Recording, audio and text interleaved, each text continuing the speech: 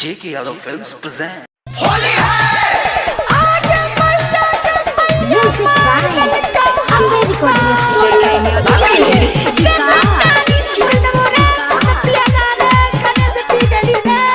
कौन पुता खौका हमरा सैया के पिललही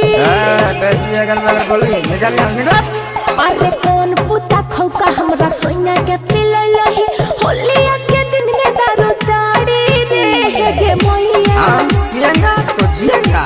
आ कुछ बोला भी त तोड़ दे बेचारा सहागे हदा जाइया आ कुछ बोला भी त तोड़ दे बेचारा सहागे गे हदा जाइया अंदर होलिया हम पियंगा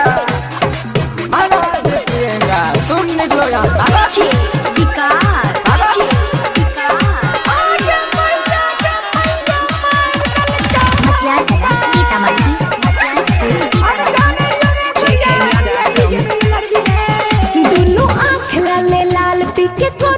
बवाल आरो गाली बकै छै पर चटवा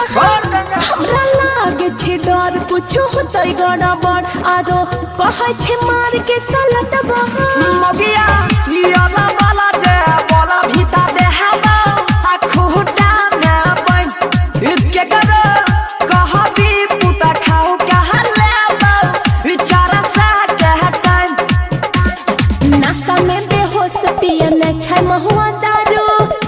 समझावे हमर गोतिया रे गे मैया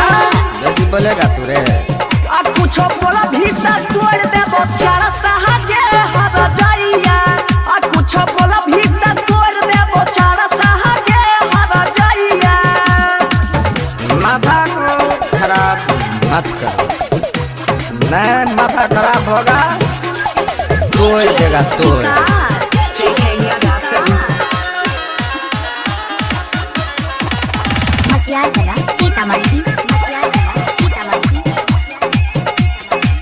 हमरा खोर के उजियार लोग दिल कोई परिचार किए गाँव में करे छको पर फोरी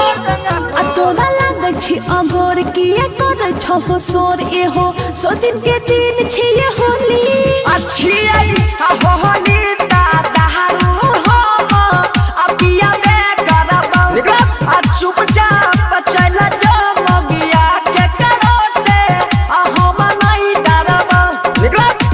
सुनाए हो सोनू कहे छरी माँ भारत के बन गेल हो कसैया हो हे गे मैया बनेगा आ कुछ बोला भीतर तोड़ दे बेचारा सहागे हदा जाइया आ कुछ बोला भीतर तोड़ दे बेचारा सहागे हदा जाइया J.K. Yadav Films